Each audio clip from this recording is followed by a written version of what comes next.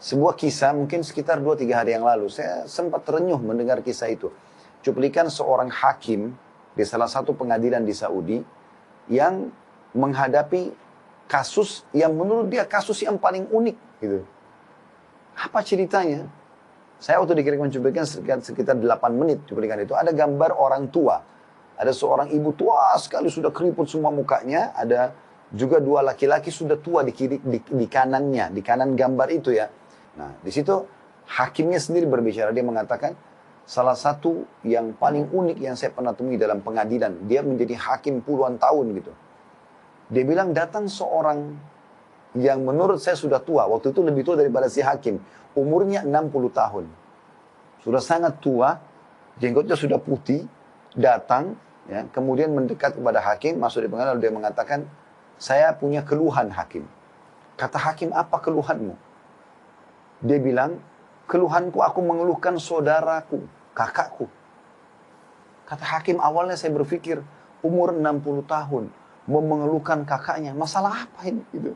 Sudah sangat tua gitu. Orang bertengkar mungkin antara 20 tahun sama 30 tahun, 40 tahun. Mungkin masih kadang-kadang masih terjadi. Ini 60 tahun. Berarti kakaknya lebih tua. Kata hakim, berapa umur kakakmu?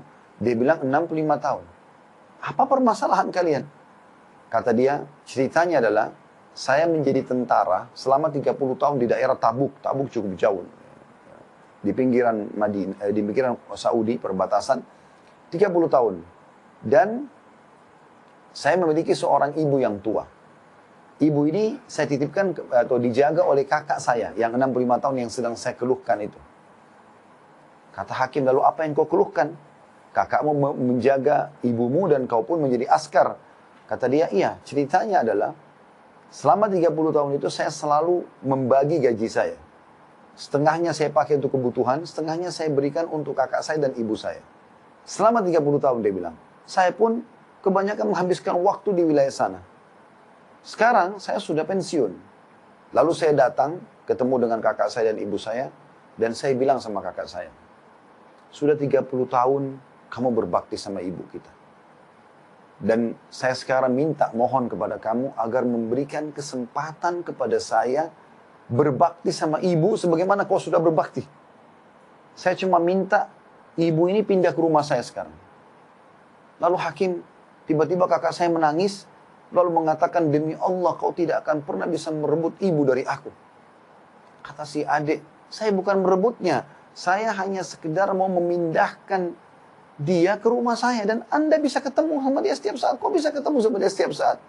Kata kakak saya, demi Allah kau tidak akan pernah bisa merebut ibu dari saya. Sebaliknya kau yang datang kepada saya di rumah ini. Saya tidak akan mungkin melakukan itu. Dia ulangi lagi, dia bilang, saya ulangi lagi, Kak, saya hanya memindahkan dia ke rumah saya supaya saya bisa merasakan kenikmatannya berbakti sama ibu sebagaimana engkau telah menikmatinya 30 tahun. Kata kakak saya, kau sudah mendapatkan pahala kami. 30 tahun kau mengirimkan setengah gajimu. Maka sekarang biarkan ibu sama saya. Jadi subhanallah kata hakimnya, selama ini orang bertengkar antara saudara memperebutkan warisan, memperebutkan kedudukan, atau apalah. Ini memperebutkan di umur 60 sama 65 tahun, siapa yang lebih bisa merawat ibunya. Itu luar biasa gitu. Hakim ini menceritakan sambil meneteskan air mata. Di suaranya itu kayak agak paruh gitu. Lalu dia bilang, saya pun mengatakan sama dia, baik, coba panggil kakakmu sama ibumu ke pengadilan. Kata dia, baiklah. Dipanggil lah, dia bilang. Terjadi kejadian yang luar biasa. Dia bilang sampai satu pengadilan meneteskan air mata gara-gara kisah mereka.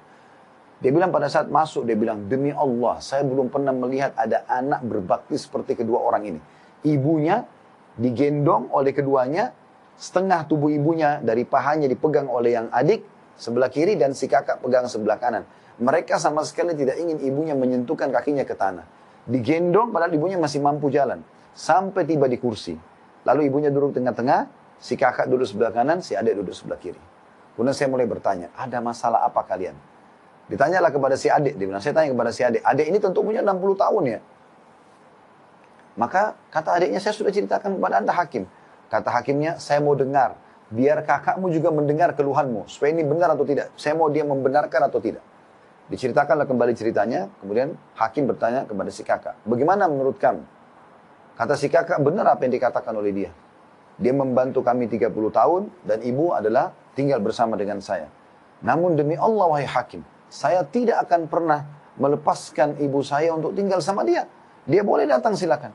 Tapi saya tidak mau kehilangan peluang ini. Gitu ya. Dan saya sudah membahasakan kepada adik saya, demi Allah kau hanya bisa memindahkan ibu ke rumahmu kalau melalui pintu mahkamah, pengadilan. Oleh karena itu dia datang kepada Anda. Kata hakim, saya belum pernah menghadapi masalah seperti ini. Bagaimana memecahkan masalah antara dua anak yang beributkan ibunya. Lalu saya balik kepada ibunya, saya mengatakan, ibu, tengahi di antara mereka. Kata ibunya, saya nggak bisa wahai anakku. Dia bilang kepada hakim anak, karena ibunya juga sudah tua. 80 tahun lebih malah umur ibunya. Yang ini ditunjuk si kakak, mata sebelah kanan saya. Yang ini si adik, mata sebelah kiri saya. Dua-duanya ini berbakti sama saya. Saya tidak tahu harus menengahi mereka bagaimana. Maka saya pun berkata kepada si kakak, kalau saya melihat kasusnya, seharusnya memang adikmu punya hak. Dan kau bisa datang ke rumahnya.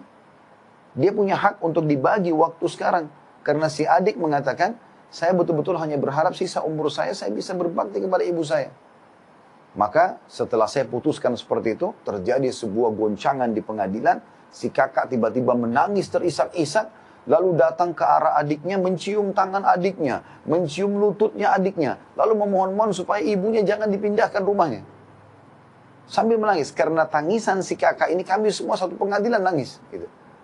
Bagaimana mereka luar biasanya mau memperebutkan ibunya. Ini si kakak cium tangan dan lutut adiknya untuk minta supaya ibunya jangan dipindahkan rumah. Kata adiknya, wahai kakak, saya hanya minta pindah, berikan saya kesempatan berbuat baik sebagaimana kau telah buat baik sama ibu. Kau bisa datang. Setelah dia tahu adiknya tidak mau lagi melepas kesempatan itu, maka dia pun berkata kepada hakim, wahai hakim, saya akan menerima ini, tapi dengan syarat satu. Dia pegang tangan adiknya, dia mengatakan, ambil janji kepada adik saya ini atas nama Allah, dia akan berbakti pada ibu saya sebagaimana saya berbakti dulu. Apa yang saya buat di rumah, bersihkan kotorannya, urus pakaian, semua ini dia tidak boleh ubah itu. Dia harus buat bahkan bisa lebih baik daripada itu. Maka si adik pun berjanji, akhirnya pengadilan ditutup. Dan kata hakimnya, pada saat mereka keluar dari pengadilan, dua-duanya menggendong ibunya, ya, membagi dua tubuh ibunya, setengah yang pegang satu, yang satu lagi pegang, sampai mereka keluar. Dan ini sebuah kisah yang luar biasa. Di zaman kita sekarang, di mana banyaknya kedurhakaan pada orang tua, justru ada orang-orang yang seperti ini masih dalam fitrahnya.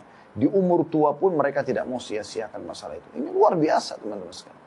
Nah, ini harusnya menjadi sebuah ibrah bagi kita, bagi yang punya orang tua. Jangan karena orang tua kita seorang pejabat misalnya, atau orang yang punya kemampuan, lalu kita anggap, oh orang tua saya mampu, saya nggak usah bakti. Akhi dan ukhti, berikan makanan, berikan kue kesukaannya, berikan sarung, pakaian, apa saja, sabunnya, samponya. Lakukan sesuatu yang kau mampu, mumpung mereka hidup.